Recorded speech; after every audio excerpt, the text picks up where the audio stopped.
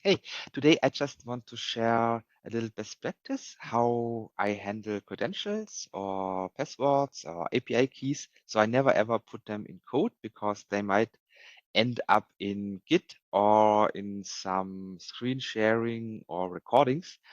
Therefore, I always have the credentials in separate files. And in order to prevent that those files are ending up on Git, I have in this case, everything which ends with .credentials in the git ignore. And that way, I'm really sure that the credentials are not leaked. So for others to work with my code, then they might ask how and where do I put the credentials. So what I do is I have always separate file which stops or ends with .template.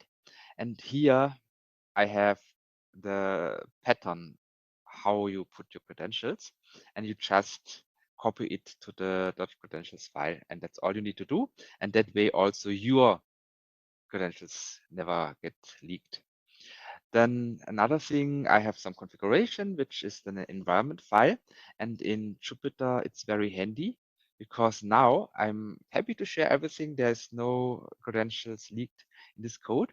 And what I'm doing here is I'm using the load.env extension in JupyterLab. Obviously, it can work similar in a Python script.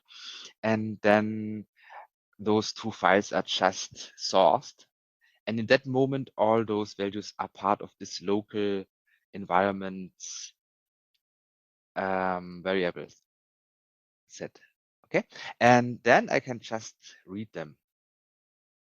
Another nice side effect is if I read environment variables like this, then I can also automatically generate interface to my code.